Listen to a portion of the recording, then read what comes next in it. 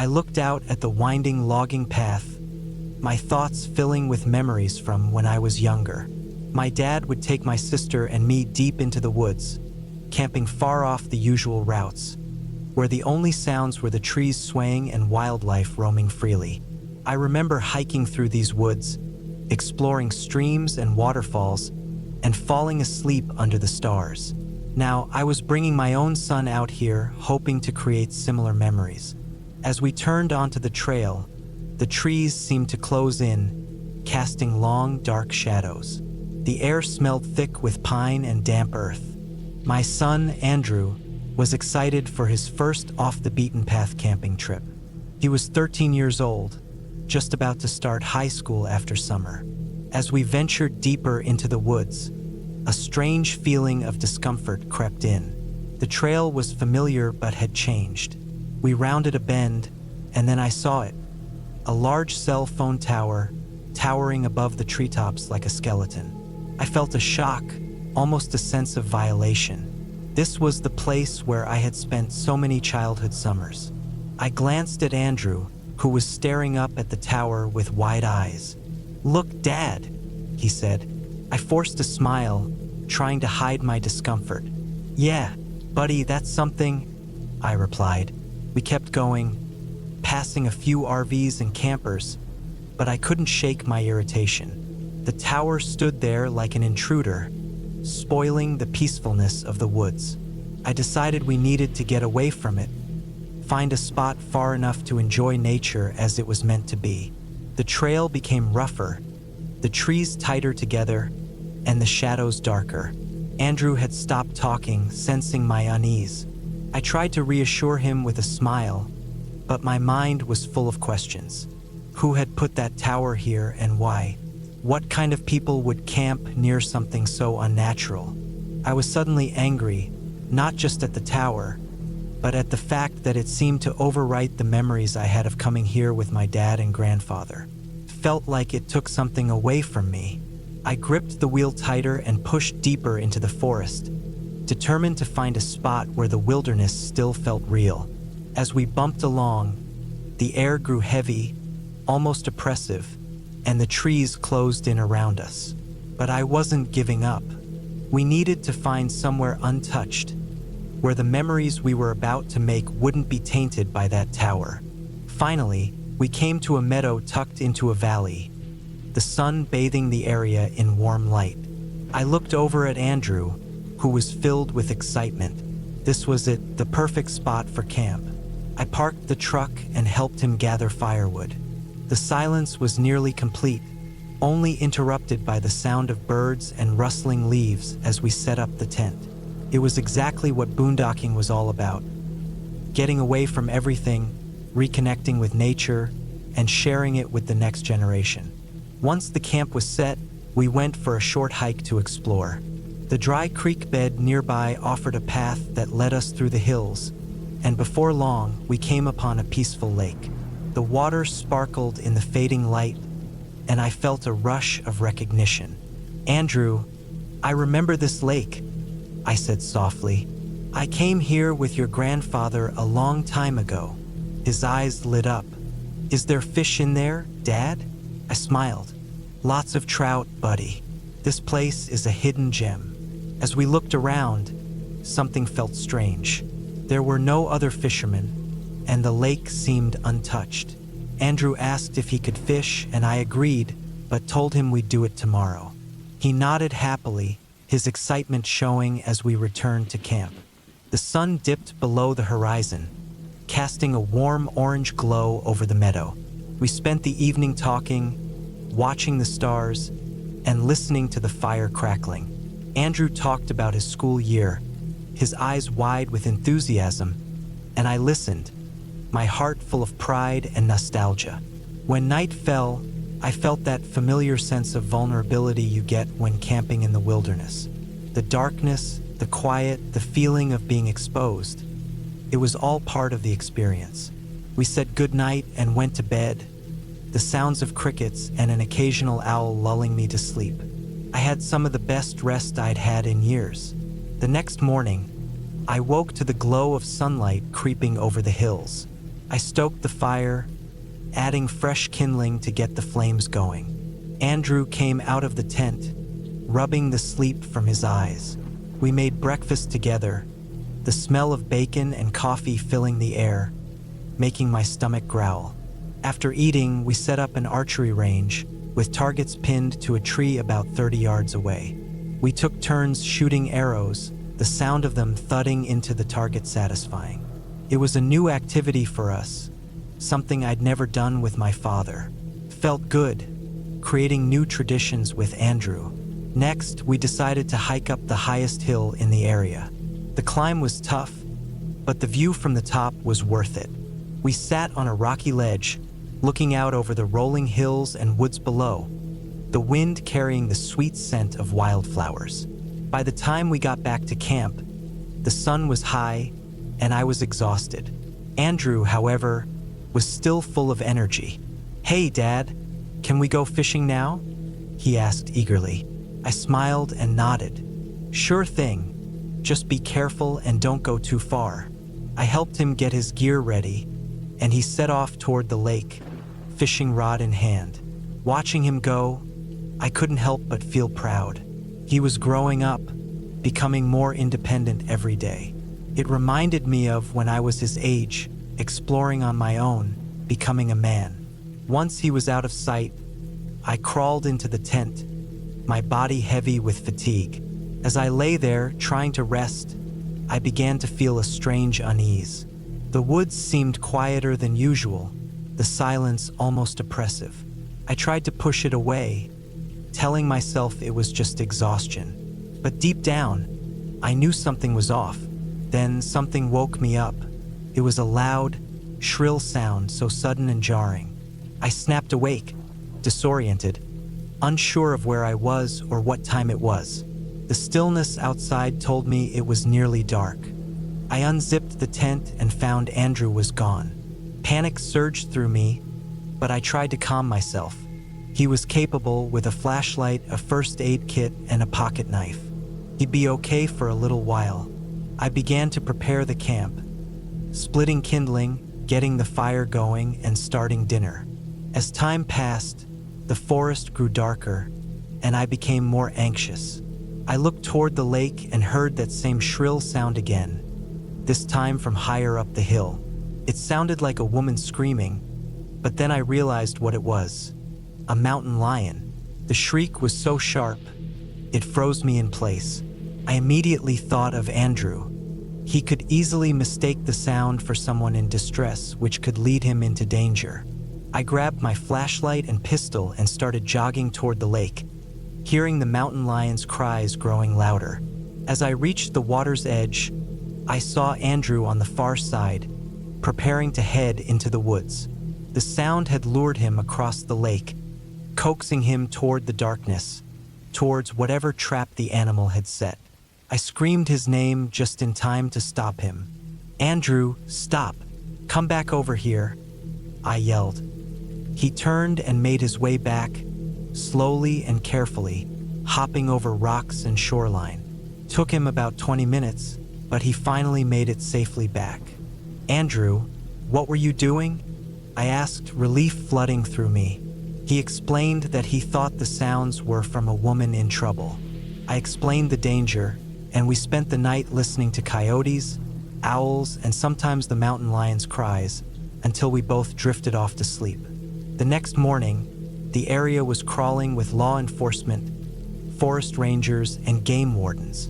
There had been a mountain lion attack nearby, and a man had been injured with his dog killed. We were lucky to have avoided danger. Deciding not to risk another night, we packed up camp and headed back down the mountain, still in awe of how close we had come to disaster.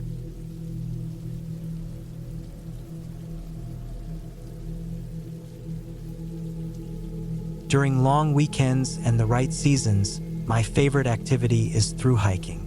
Some call it backpacking, but I prefer to think of it as conquering established trails. Trails like the Green Mountains Trail or the New Mexico Trail, which can take months to complete. However, for me, these are just daydreams. My hikes are usually between 20 to 40 miles and take only 2 to 4 days. I prefer hiking alone, deep in the wilderness, far from civilization. I camp wherever the trail leads me and continue where I left off in the morning. This story is about a hike I did in a familiar area, one of my favorite spots for a quick trip. It is beautiful, rugged, and the crowds mostly stick to the main trails, so it's easy to escape them. I drove to the trailhead, parked my truck, and spent some time making sure I had everything packed. There's nothing worse than getting far out on the trail, only to realize you've forgotten something important like matches or a book. Once everything was in place, I slung my pack over my shoulders and set off with excitement. I'd be done with this section in 2 days, as I'd done it many times before. There's something special about this stretch of trail. Maybe it's the promise of solitude or the challenge of the terrain. Whatever it is, I was eager to hit it. The first few hours passed in a blur of sweat as I moved through the trees, with the sun warming me and casting dappled shadows on the ground. I passed a few hikers, and we exchanged pleasantries as we crossed paths. But as the day went on, the crowd thinned out, and I was alone. The trees grew closer, the canopy above dense and green. I followed the sound of a stream to a beautiful clearing where a few fishermen stood casting their lines. I watched for a moment, mesmerized by the ripples on the water. As I continued, the trail took me higher, and the air grew cooler. The trees became sparser, and the weight of my pack dug into my shoulders, but I pressed on. After hours of climbing, I reached a ridge and found a stunning clearing, bathed in golden sunlight. I dropped my pack, relieved to be free of its weight for a moment, and took in the view. The clearing was like a natural amphitheater, surrounded by towering trees and a ring of boulders. A small stream ran through the middle, its source and destination a mystery to me. I explored the area, my boots quiet on the soft earth. The air was thick with the scent of wildflowers, and I felt at peace. This was why I did these hikes. Nature had a way of soothing the body, mind, and spirit. My first task was to clear away some poison ivy. I always carry a knife, but I also have a machete strapped to my pack for tougher angles. I used it to clear the ivy and ensure I wouldn't suffer any rashes. As I made my way back to my pack, I noticed something strange. A piece of fabric caught in a bush. I approached it, curiosity piqued. It was a torn and frayed piece of cloth, old and weathered. I shrugged it off, assuming it was just left behind by a previous hiker. But as I set up camp, an odd feeling crept over me, as though I were being watched.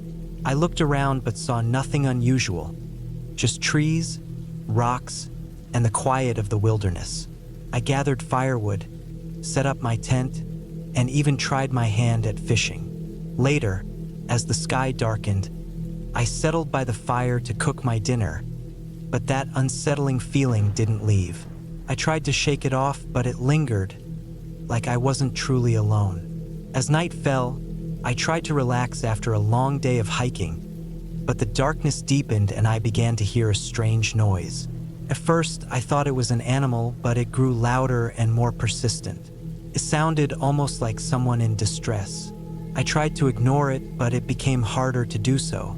The noise was odd, like a flapping sound, and I couldn't tell if it was an injured person or animal. Something felt wrong, so I grabbed my flashlight and set off to investigate. As I moved through the trees, I found more signs of recent human activity. Discarded gear, pieces of fabric, and a fire pit. My mind raced with possibilities. Could someone be hurt? Lost? Or was it something darker, like a body being disposed of? I pushed through a thicket of trees, flashlight casting strange shadows, and then I heard voices. Panicked, urgent voices that I rounded a boulder and suddenly found myself face to face with a young couple. Naked and caught in an intimate moment. I almost stepped on them. I could literally smell them in the air, which was strange and uncomfortable. For a moment, we froze. We all realized I was the intruder. I apologized, backing away, but they didn't react well. They both went into a panic but made no attempt to cover themselves. "Sorry, I thought someone needed help," I said. But the man shouted, "You're a pervert. How'd you find us out here?" The woman pressed, "You like sneaking up on people?" They came at me, hurling insults and rocks. I had no choice but to retreat. I moved as fast as I could, grateful for my boots and the lack of a heavy pack. But these two were relentless. They threw rocks at me as they chased me through the woods. I knew I had to keep my distance. If they were willing to throw rocks, who knew what else they might do? My heart pounded as I ran, the flashlight casting frantic shadows around me. The couple was closing in, their rage palpable. I had to keep running. I could feel their anger as they gained on me, their footsteps growing louder. I knew something was off. Any normal person would have been embarrassed by the intrusion. It made me wonder if something darker was happening. Was the woman underage? Kidnapped? It didn't make sense. Why would they come all this way just for that? I continued to stumble through the forest, my flashlight a liability that gave away my position. I darted around a massive tree and turned off the light, holding my breath.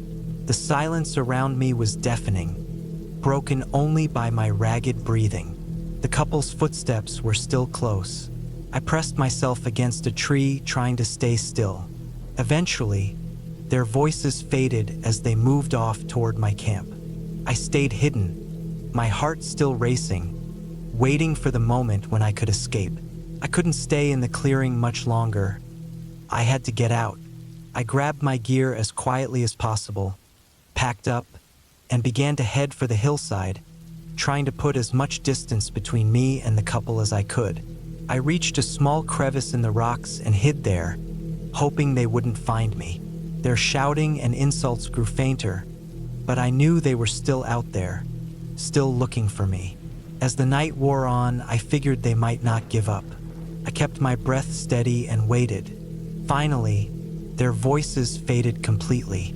The morning brought silence, and I began to wonder if it had all been a hallucination. But no, I knew what had happened. I trudged down the hillside, past a few more fishermen who waved as I walked by. I waved back, glad to be leaving. I never saw that couple again, and that was the only time I didn't finish a hike. It was just too strange. Afterward, I kept an eye on the news for any reports of strange happenings in the area, but saw nothing. I took a few months off from hiking, planning my next trip to a more remote location. Thankfully, nothing like that ever happened again.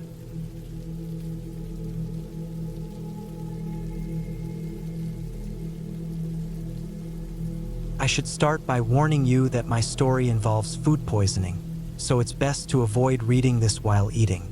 A few years ago, I packed up my bike with camping gear and spent the next 7 months cycling 5,300 miles, 8,500 kilometers, across much of the United States. Most of the time, I chose to camp in the wild, finding remote spots in the woods where I could be alone, unnoticed, and without anyone caring. I traveled this whole journey alone. It was mid-November in southern Washington, and the day had been pretty uneventful as I biked along. But in the afternoon, I started feeling a bit of stomach discomfort. It wasn't severe enough to stop me from riding, but it was certainly noticeable. Regardless, I decided to camp out that night, and as dusk approached, I easily found a spot to set up camp. After pitching my tent, I went through my usual routine, writing in my journal and brushing my teeth before going to bed just as night fell. Riding with 80 pounds, 36 kilograms of gear every day makes a person hungry, and I typically ate around 4,000 calories a day but still lost a bit of weight. So on this particular night, I was surprised by how little appetite I had as I went through my evening routine. Once I turned off the light and lay down, my stomach discomfort worsened. I started feeling nauseous and would sit up, ready to unzip the tent and throw up, but after sitting still for a while, the nausea would ease, so I'd lie back down. A few minutes later, the sick feeling returned. Eventually, around 11:30, I threw up. I rinsed my mouth with some water, drank a little more to rehydrate, and lay back down. I felt much better and managed to get some sleep, but only for 2 hours.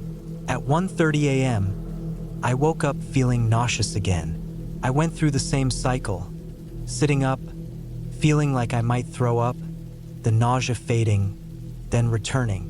Around 2:30, I threw up again. I rinsed my mouth, drank more water, and went back to bed. At 4:30, I woke up once more. Thankfully, I didn't vomit for a third time, but I knew I wouldn't be able to sleep again before sunrise. So, as I waited for the first light of morning, I started making plans. I was exhausted, but I knew I couldn't stay there. I needed to reach civilization before my condition worsened, especially since I had run out of water overnight. Fortunately, there was a town about 30 miles, 50 kilometers, away, which was usually an easy ride for me, and it had a reasonably priced motel. So I decided that, as soon as it got light, I would bike to the town, get a room, and take the chance to rest up. As soon as daylight broke, I heard the soft sound of rain hitting my tent. I checked my phone, and the forecast said it wouldn't last long. Sure enough, the rain stopped after 20 minutes. I moved quickly to pack up, putting my gear outside, taking down the tent, and loading everything onto the bike. But as I moved the bike toward the road, something didn't feel right. When I checked, I found I had a flat tire. Just my luck, but I had the tools, parts, and skills to fix it, so I got to work. In my not-so-great mental state, fixing the flat took longer than it should have, and by the time I had the bike ready to go, the rain had returned. With little choice, I put on my jacket, switched on my bike lights, and started riding. It wasn't even 8 a.m., and already it felt like the worst day of my trip out of the 100 or so days I had spent on the road. I was miserable. Every pedal stroke felt like a monumental effort. I was cold, wet, and exhausted, physically sore and mentally drained. I was hungry but couldn't stomach much food, and I had no water. I couldn't recall feeling more hopeless during the entire trip or even back home. Finally, I reached the town. After picking up some easy-to-digest food at the store, I went to the motel. I arrived an hour or two before check-in, but I must have looked as bad as I felt, so the receptionist let me into a room early. After a long shower and a call home to my mom, I passed out and slept for 13 hours straight. The next morning, I woke up feeling much better.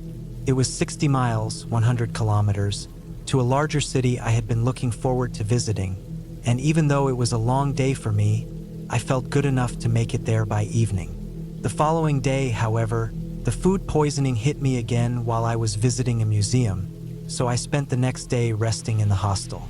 That cleared everything out of my system, and by the next day, I was back to full strength. Looking back, I'm just grateful the worst of it happened while I was in town and not out in the middle of nowhere.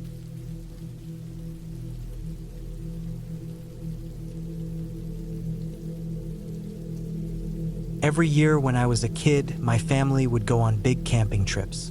I was always excited because we lived in a quiet part of Arizona where there wasn't much to do, and we traveled to Washington where there were lush forests.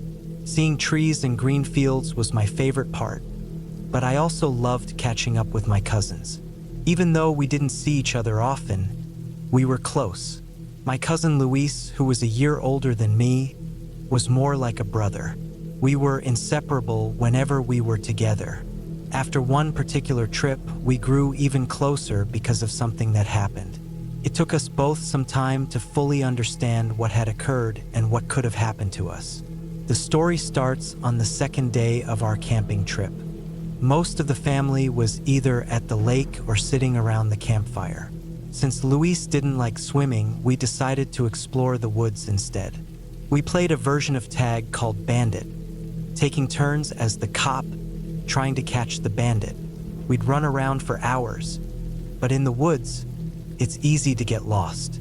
We tried to stay within sight of each other, but when Luis started chasing me with a big stick, I guess my adrenaline kicked in, and I ran faster than I ever had before.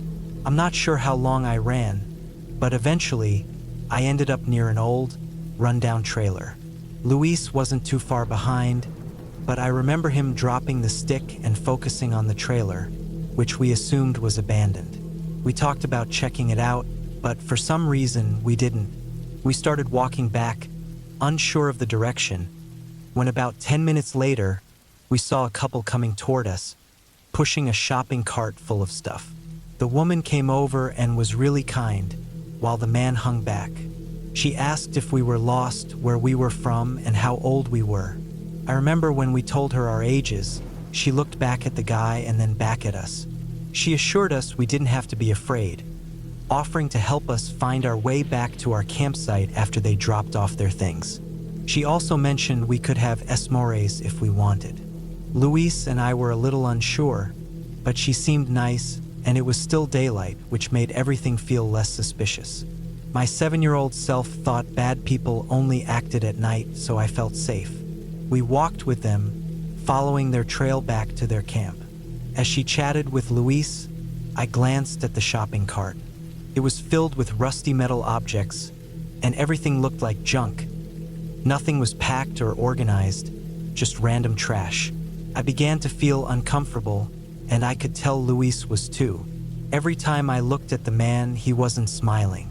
At times, he'd just stare at me with a blank expression. Even after all these years, I still remember how unsettling he looked. We walked a bit further until the trailer appeared again. The woman grabbed our hands and asked if we were excited for s'mores. Suddenly, I heard Luis's name called, and then mine. We all stopped. The lady squeezed my hand tighter and asked the man something along the lines of what they should do. He replied, but I can't remember his words. The lady then started turning us toward the trailer, holding our hands even tighter and picking up the pace. I looked back and saw my sister through the trees.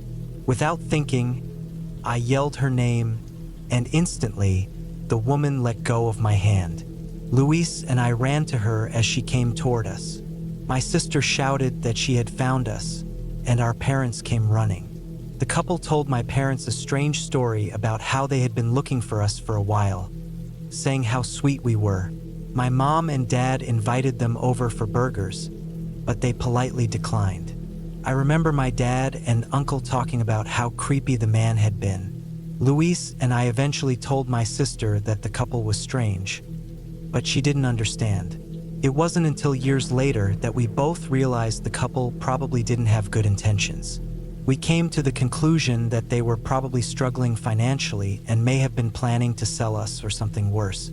For years, I kept this from my parents because I felt like I needed to be the strong one in the family. Thinking about that time always made me feel uneasy, like we were targeted. Luis, being older than me, felt guilty and embarrassed, thinking he had failed to protect me. A few years ago, we finally told our parents, but I wish we had spoken up sooner. Maybe something could have been done. Now, I never let my own kids out of my sight, and I always remind them they can tell me anything without fear of being judged, especially my son.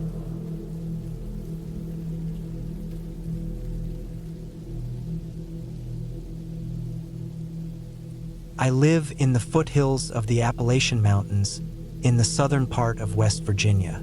For years, I've enjoyed backpacking and camping, exploring various trails in the nearby mountains. My closest friend, who lived just a few miles away, often joined me for these trips. We'd always plan one big hike in the fall, ranging from a few days to a full week of backpacking and camping. In 2019, we had planned to hike across the range to a small lake on top of the mountains. But just before the trip, my friend had to cancel due to a work emergency. I had already taken time off from work and had everything packed, so I decided to go on the hike alone on Monday morning. I drove to a nearby trailhead and began my journey. This wasn't a typical recreational trail with clearly marked paths like the ones you might find on a short hike. These backpacking routes didn't have any defined trails, so I had to rely on maps, a compass, and landmarks to find my way. Normally, there's a large landmark like a unique rock formation in the distance that you aim for. Once you reach it, you can spot your next landmark and continue on. I spent the first 2 days hiking toward a ridge in the mountains. When it got dark on the second day, I set up camp, several hours away from reaching the ridge.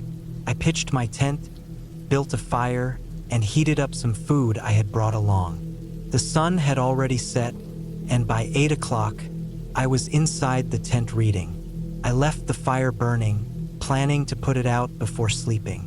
About 20 minutes into reading, I heard the unmistakable sound of a stick snapping right behind my tent. I froze. My first thought was that a bear had smelled the food I had cooked earlier. But then, I didn't hear anything else.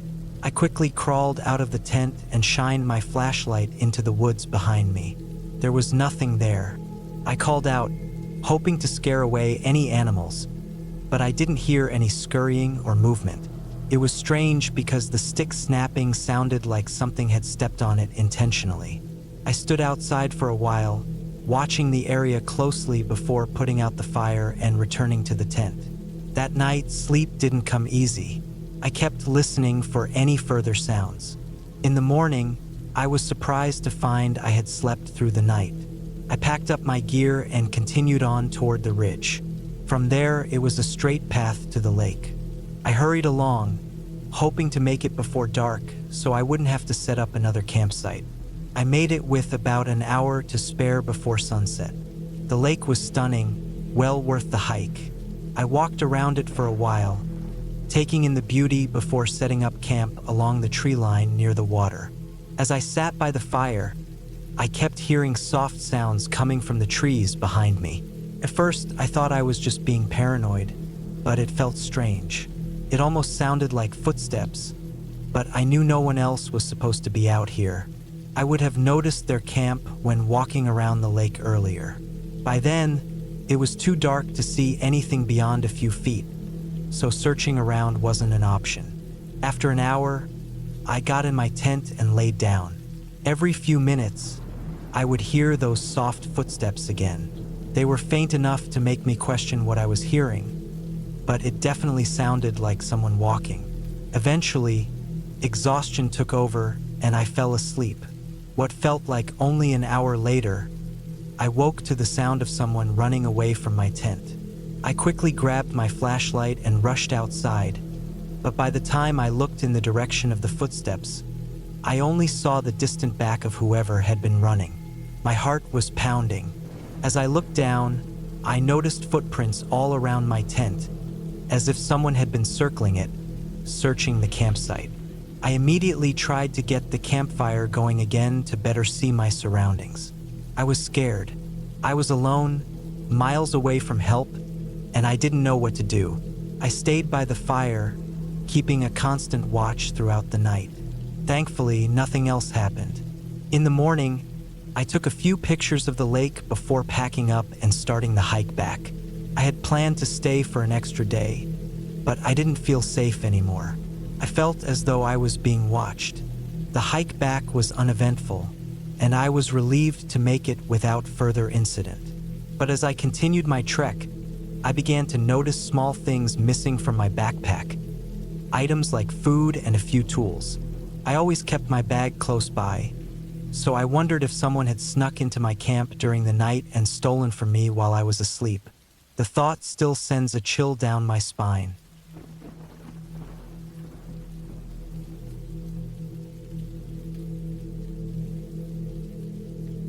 I took the job because it was supposed to be easy. Who wouldn't want to get paid to walk around the quiet national forest at night? Sure, there were the usual tasks, like checking on the few campers who dared to stay overnight, making sure they followed the rules, and occasionally dealing with a curious bear or raccoon. But overall, it seemed like the perfect job that would give me time to clear my head. I never expected that my first shift would be my last. Fernwood Forest wasn't large, nor well known. Tucked away in a secluded part of the state, it was a place where locals came to escape the noise of daily life. The forest had a few campsites, hiking trails, and a small lake that looked like it belonged on a postcard. I had heard the rumors about the place. Every small town has its ghost stories and urban legends. I laughed them off at the time, but now, I truly wish I hadn't been so quick to dismiss them. It was a clear, crisp night in late September when my nightmare began. The forest was quieter than usual, with only 2 occupied campsites. I started my patrol around 1 a.m., armed only with a flashlight, a walkie-talkie, and a thermos of coffee. I always thought it was overkill to carry the radio, but protocol was protocol. The first site I visited was occupied by a family of 4, a mother, father, and their 2 younger children. They were roasting marshmallows over a campfire, their laughter echoing through the trees. I checked in with them briefly, exchanged some small talk, and moved on. The second campsite was farther away, closer to the lake. An older man named Henry, a regular who enjoyed fishing and solitude, had set up his tent. When I arrived, he was already asleep, the fire's embers dying out. Satisfied that everything was in order, I returned to the main trail. It must have been around midnight when I heard it, a low, guttural noise that seemed to come from deep in the forest. At first, I thought it was just an animal, maybe a deer or a bear, but the sound was unlike anything I'd ever heard. It sent a chill down my spine, raising the hairs on the back of my neck. I stopped, scanning the darkness with my flashlight, but saw nothing unusual. Shaking off the unease, I continued my patrol. The sound came again, louder this time and closer. It was a mix of a growl and a groan, primal, threatening. My heart raced in my chest as I turned toward the noise, the beam of my flashlight cutting through the night. Just beyond the edge of the light, I saw movement. A shadow slipped between the trees. It was tall and humanoid but distorted. For a moment, I thought it was a trick of the light or my imagination running wild. But then I saw the eyes, glowing, piercing, and sickly yellow. They seemed to bore into my soul with a cold, evil intelligence. The creature stepped into the light, and my breath caught. It stood over 7 feet tall, its skin pale and stretched tight over a skeletal frame. Its limbs were long and spindly, ending in sharp, claw-like fingers. Its mouth twisted into a grin, revealing rows of jagged teeth. Panic set in, and I did the only thing I could think of. I ran. I bolted down the trail, my heart pounding, lungs burning. Behind me, I could hear the creature's heavy footsteps gaining on me. I fumbled for my walkie-talkie, desperate to call for help. My hand shook as I pressed the button, and my voice came out as a strangled whisper. "This is Sam. I need help. There's something in the forest. Something wrong." Static crackled through the radio, followed by my supervisor's calm voice. "Calm down, Sam. Where are you?" "Near the lake," I gasped. "It's following me." I didn't wait for his response. I kept running.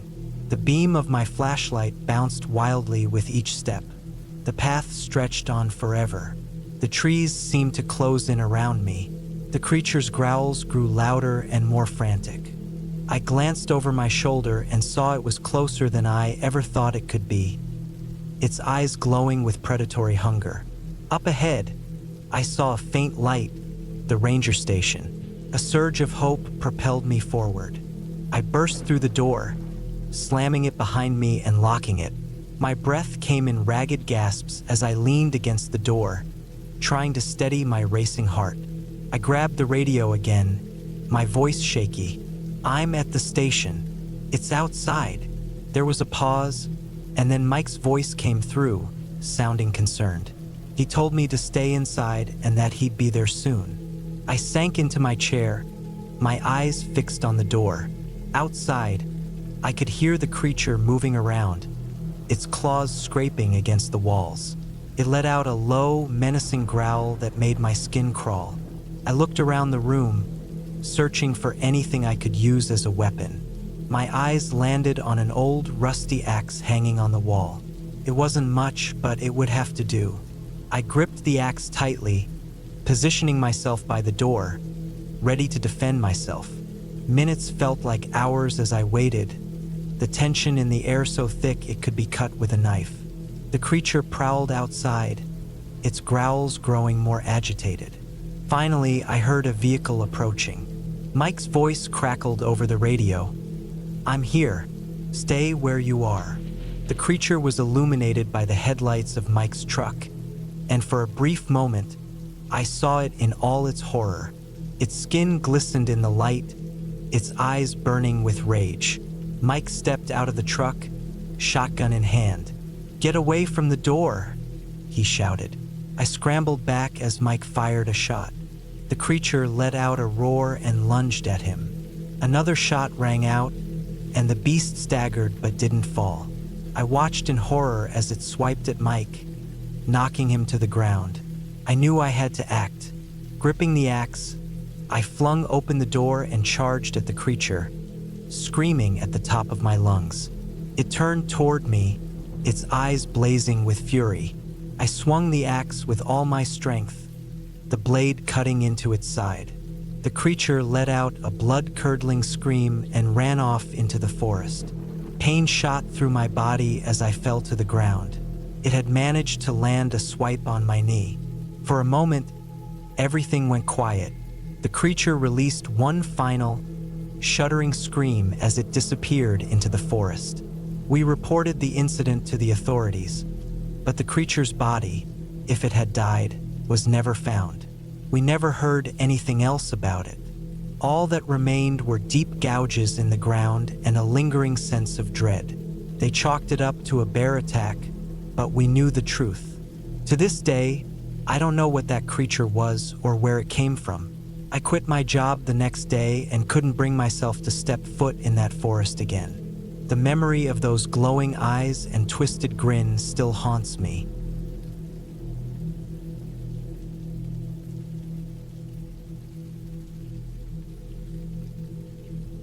I live in a small town in Wyoming, nestled in the Rocky Mountains. My house is just a few miles away from a massive national forest. It's a beautiful area, but it can feel incredibly lonely and overwhelming. That sense of solitude is part of why I love it, but after what happened, it's also why I'm scared. Last Saturday, I decided to take a late afternoon hike and maybe find a spot to camp. There's a trail I often visit that leads to a small clearing with a view of the valley. I brought along my dog, Max, a German Shepherd who's never scared of anything. We left around 3 p.m., planning to be back before sunset. The hike was peaceful, with the forest calm and quiet, except for the rustling leaves and occasional bird songs. Max was being his usual self, running ahead and circling back to me. He was perfect as my lookout. I loved the quiet of the day. It was everything I moved out here for. When we reached the clearing, I sat on a fallen log to catch my breath and enjoy the view, while Max kept sniffing around. After a few minutes, he froze in place, staring at the tree line on the other side of the clearing. His ears were up, and his body stiffened. "What's up, boy?" I asked, trying to see what he was looking at. That's when I saw it. At first, it was just a shadow between the trees.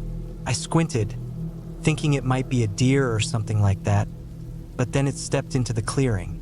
It looked like a person, but not quite.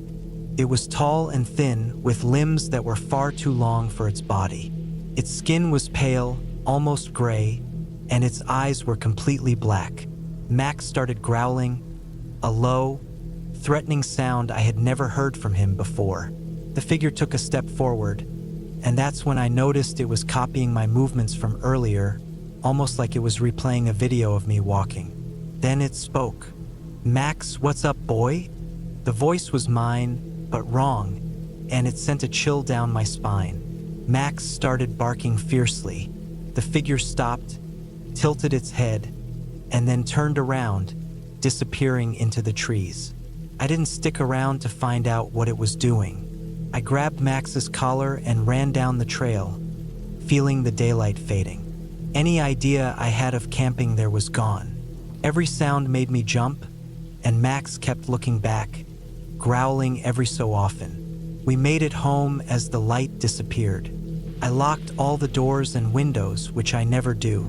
I tried to calm myself, convincing myself it was just a trick of the light or another hiker messing with me.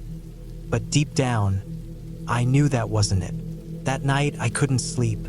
Every creak of the house made me jump, and Max was restless, pacing the living room. Around 2 a.m., just as I was drifting off, I heard it.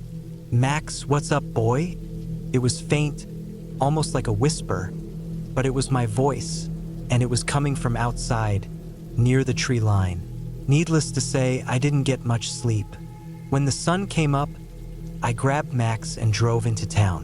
I needed to be around people, somewhere that didn't feel so exposed.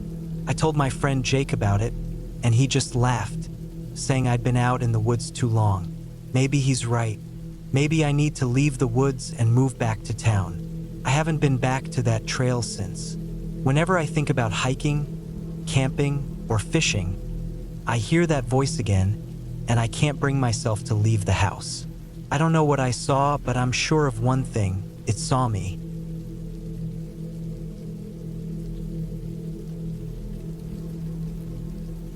I've always enjoyed camping, especially during the fall when the leaves change colors and the air is crisp. So when my best friend, who I'll call Laura, invited me to go camping with her for her birthday, I couldn't say no. We packed up our things and headed out to a secluded spot in the woods that Laura's family had been visiting for years. As we hiked in, a feeling of calm washed over me, almost as if we were the only people left on Earth. The hike wasn't long, and when we got to the campsite, we got to work setting everything up. It didn't take long, and after we finished, we decided to go for a walk. We headed north, off the main trail, just exploring until we found a faint path we'd never seen before. Laura was surprised, saying there was nothing out here. We followed the path, which wound through the trees, eventually leading us to an old, run-down cabin.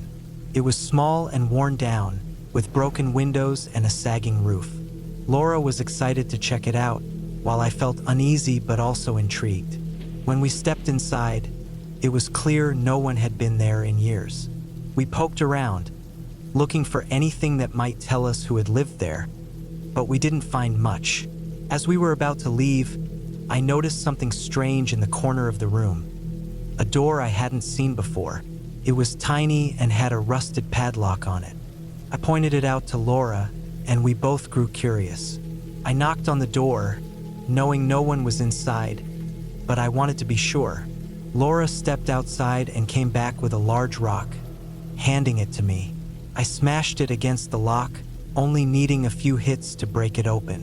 The door scraped along the floor as we pulled it back. Inside was pitch dark, and we couldn't see anything. Laura shined her flashlight into the room, revealing a staircase leading down.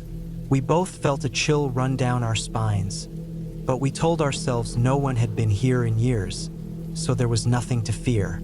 I led the way down the steep stairs, which only had about 8 or 10 steps before opening into a small room. What we saw next was unsettling. There were several small mattresses on the floor and some random furniture, but the mattresses looked almost new, like they'd been bought within the last 5 years. The sight of it sent a wave of fear over me, and we both rushed back upstairs, quickly shutting the door behind us. We stood there, confused and unsure of what we had just seen.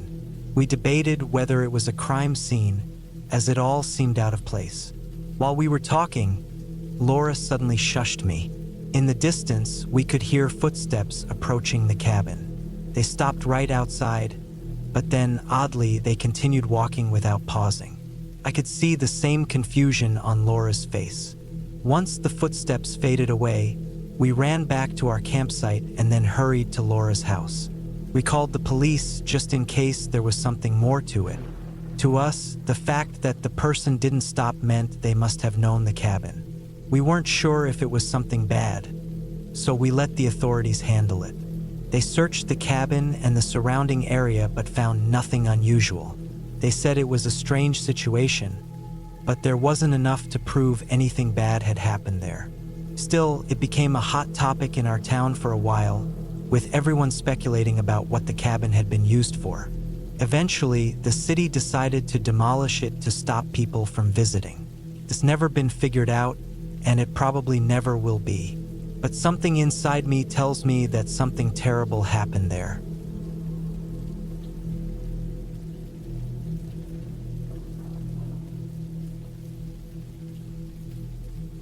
The voices near our camp seemed unrelated, but it all started when I drove home from college to work during the summer before heading back. I hadn't yet visited the only national forest in western Wisconsin, about 5 hours from my place. I took a friend along, and we left on a Saturday morning, around 10 a.m., and reached the forest by 3 p.m. The forest roads were in poor condition, making the drive longer than we'd planned. The mosquitoes in the area were awful this time of year, and since the Headwaters Wilderness is mostly swampland and marsh, we ended up hiking for about 5 miles before stumbling upon a camping spot. It was located on an old, abandoned forest road that led to private land, about 4 miles in. I noticed this property wasn't part of the federal land on my Gaia GPS app. The road was overgrown with tall ostrich ferns, some up to 4 feet high, making the path narrow. There were limbs scattered everywhere, and every half mile it felt like we hit another big pothole.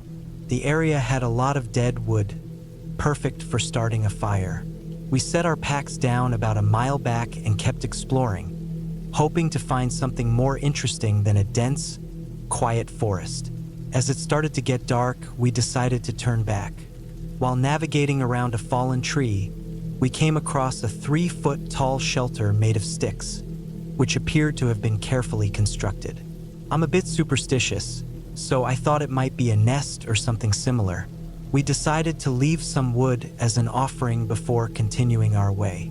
That night, after we had used an entire gallon of water to put out our fire and there was no wind, we noticed something strange.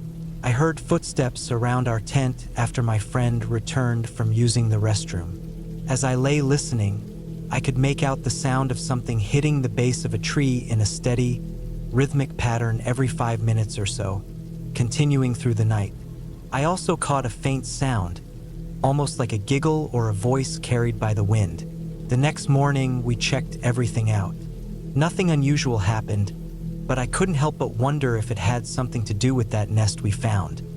Maybe it was a trick or some playful spirit, or maybe I was just being overly cautious, letting my imagination get the best of me.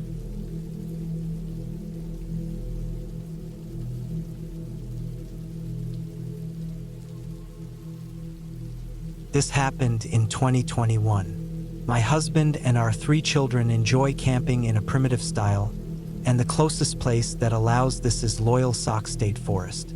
My husband and our dog left about an hour before the rest of us, and he chose a spot a little off the main trail. By the time we arrived, he had already set up camp, but my oldest, who was 12 at the time, and I both felt uneasy. Still, we pushed on and tried to enjoy our day together. Later on, my son and I had to walk back to the car for something we'd forgotten, about a 1/4 mile from our campsite. It's a straight line, so there was no way we could miss it, but as we walked, everything started to look unfamiliar, and that same unsettling feeling returned. We eventually reached a paved road that shouldn't have been there. I checked the map, but it didn't help, and my sense of discomfort only grew. I wanted to keep walking because the car had to be nearby, but my son began to cry and begged me to turn back. So we did, retracing our steps. Eventually, we made it back to camp. When I tried again to walk to the car, I took the same path we'd walked earlier, and somehow I found it. The rest of the afternoon felt wrong, though. There was no sound from birds or the wind, just silence. The feeling was so strong that I couldn't settle in, so I begged everyone to go to sleep before it got dark. I barely slept that night, kept awake by the eerie silence surrounding us. At around 3:30 a.m., I heard a mechanical sound, almost like a drone, but it was so loud it seemed to be right outside our tent. As I tried to get up and wake my husband to check it out, the sound stopped instantly. It didn't fade away like a drone would as it flew off. It just cut off the moment it heard any movement. I can't explain it. Normally, when we camp, there are all sorts of typical forest sounds, but the next day, when we moved to another site, the forest noises returned as they should. I should also mention that my dog was a nervous wreck the whole time we stayed at that first campsite. He kept pacing, looking around, and whining. Something wasn't right, but I can't even begin to explain what it was. There was definitely something strange going on.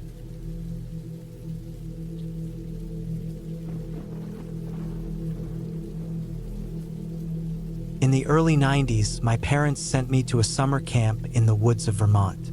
The camp was called Camp Melton and was located near a series of small, artificial lakes known as spring lakes. It wasn't deep in the forest, but it wasn't exactly in the middle of town either. We all heard the stories of the local mythical creature, the Vermont Beast, but the camp also had its own ghost stories to scare us.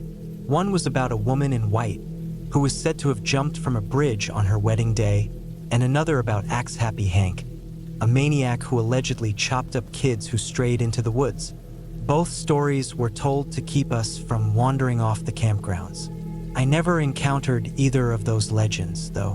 One night, I woke up in my bunk and heard something rustling in the bushes outside. The cabins were built with half walls, with screens all around except for the back wall. Inside, there were 8 bunk beds, 4 on each side. From my bunk, I could see right out through the screens. It was a pain when it rained since there were no shutters. I grabbed my flashlight and shined it toward the bushes across from the front of the cabin, sweeping from the ground up. There was nothing in that direction except for the woods, as our cabin group was right at the edge of the camp. I didn't see anything, so I put the flashlight down and went back to bed. Then, a strange light appeared. It was bluish-white, flickering like a firefly. The light slowly followed the same path my flashlight had traced, from the bottom up, before disappearing. I was really scared, but I didn't want to wake the grumpy counselor. I figured she wouldn't believe me anyway since I was already known as a troublemaker.